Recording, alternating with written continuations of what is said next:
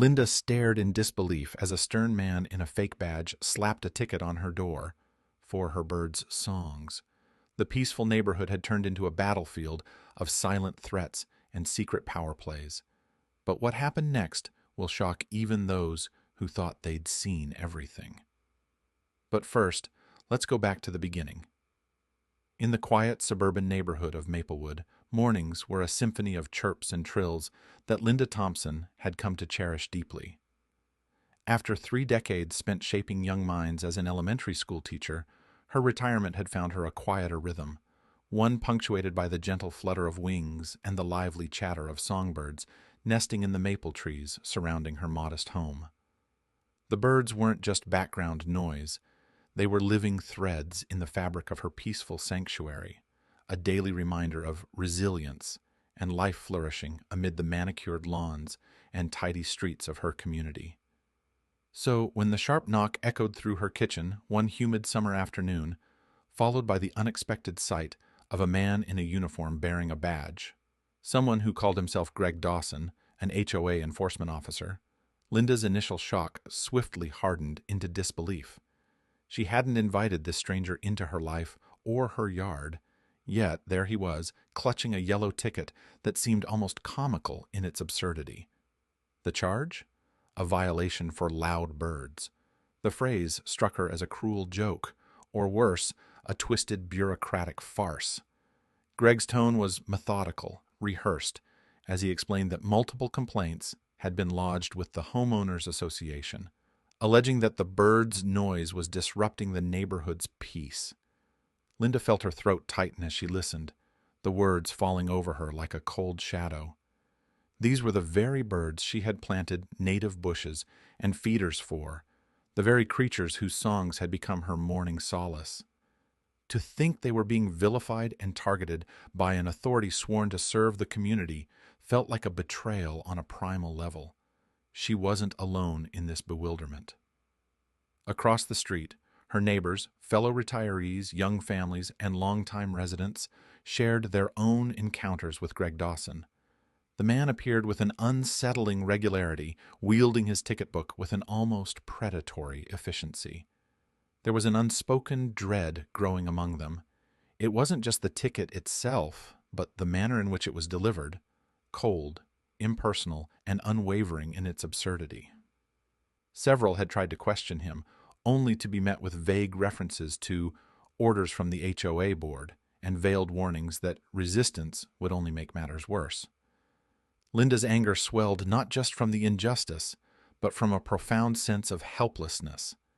This wasn't about noise ordinances or genuine community concerns. It was about power.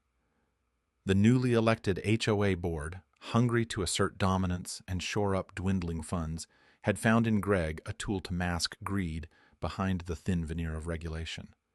For Greg, the tickets were metrics of his effectiveness, evidence that he was doing his job, despite the ethical bankruptcy of penalizing nature itself.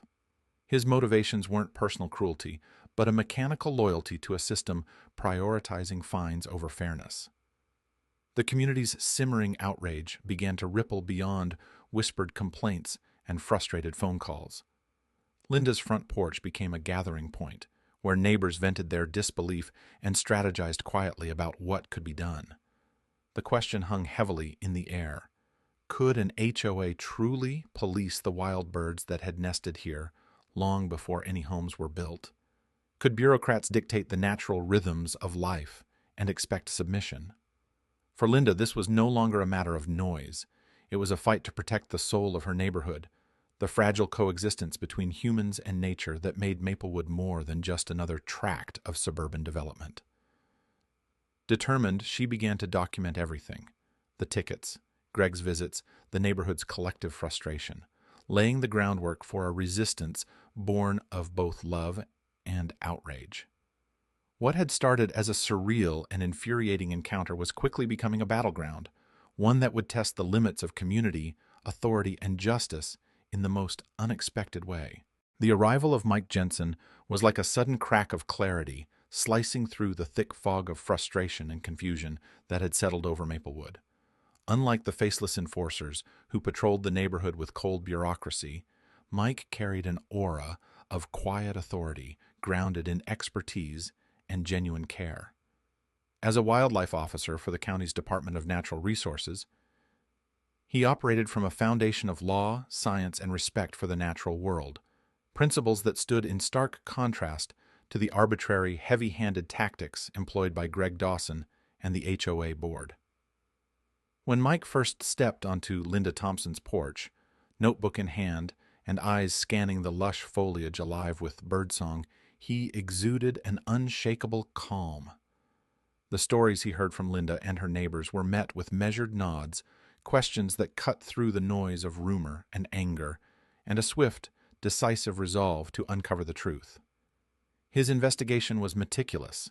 He reviewed HOA covenants, local ordinances, and state wildlife protection statutes, cross-referencing them with the complaints and citations issued. The conclusion was unambiguous. The HOA possessed no legal basis to impose fines for loud birds, a natural phenomenon safeguarded by state law. The legislation clearly defined wild birds as protected species, their calls part of the environment's essential balance, not nuisances subject to human regulation. This revelation was seismic for the neighborhood. For weeks, residents had felt trapped under a cloud of unjust authority, their voices drowned out by a faceless bureaucracy that treated their homes like a ledger to be balanced through penalties and fear. Now, with Mike's expertise validating their instincts and frustration, a new energy surged through Maplewood. The helplessness that had paralyzed conversations turned into cautious hope. The once silent whispers of dissent grew louder, sharper, more organized. Linda's heart, heavy from the sting of injustice, found renewal in this shift. Mike was not just an official. He was a symbol of the natural order reclaiming its place, an advocate for the coexistence that Linda had always championed. His presence galvanized neighbors who had been on the fence or fearful of retaliation. Doors that had been closed tight to protect against intrusion opened for meetings and strategy sessions, the community knitting itself together with a resolve born of shared purpose. Yet the battle was far from over. The HOA board and Greg Dawson responded not with reason, but with resistance born of stubborn pride and vested interest. Far from retreating, they doubled down on their campaign of intimidation, sending cryptic warnings and escalating enforcement actions aimed at sowing doubt and fear. Attempts to silence dissent took the form of aggressive notices and threats of legal action against outspoken residents. The board's facade of community stewardship crumbled, revealing a hard edge of control and financial desperation. But the community of Maplewood refused to bend. Fueled by Mike's legal insights and Linda's unwavering leadership, residents began organizing in earnest. Attendance at HOA meetings swelled, transforming once stuffy gatherings into arenas of public confrontation and spirited debate. Pamphlets circulated, petitions grew in number and signatures, and every conversation on front porches and backyard patios echoed with the resolve to reclaim their neighborhood from the shadow of tyranny. This unexpected twist, an outsider wielding truth and authority, ignited a movement. What had begun as a personal affront to Linda became a collective fight for justice, for the right to live in harmony with the world outside their doors. The quiet suburb of Maplewood was awakening, its community bonding not just over shared grievance, but over a vision of fairness, respect, and the unyielding resilience of nature itself.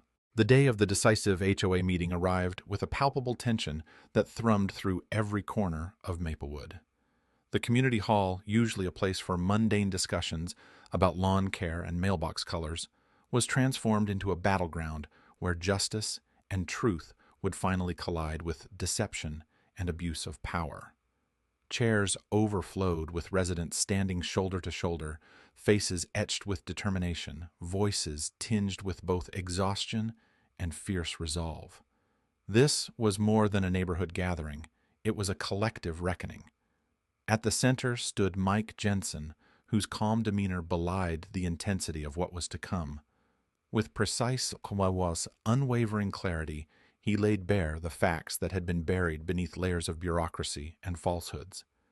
Using clear language and referencing the exact legal statutes that governed wildlife protection and HOA authority, Mike dismantled the flimsy edifice of the board's claims. His presentation was meticulous, charts showing state regulations, copies of official wildlife laws, and records of the HOA's own covenant limitations. Every point hammered home the undeniable truth. The HOA had overstepped its bounds, violating not only legal codes but the trust of the community. The crowd listened, rapt and relieved, as Mike exposed the core deceit behind the harassment. The revelation that Greg Dawson's badge was counterfeit, that he held no real enforcement power, sent shockwaves through the room. Murmurs escalated into an uproar of disbelief and anger. Greg, who had strut around the neighborhood with an air of unwarranted authority, was unmasked as a fraud. His threats and citations nothing more than a hollow attempt to intimidate and extract money. The weight of this exposure fell heavily on the HOA board, whose silence betrayed their complicity and desperation. Residents took the floor with a newfound courage. Voices once timid swelled with righteous fury, demanding immediate reparation. All tickets related to bird noise must be rescinded without condition, and the HOA board must issue a public apology for the months of harassment. They called for transparency, accountability, and structural reforms designed to prevent any recurrence of such abuses. The atmosphere was electric, charged with the energy of a community reclaiming its voice and power.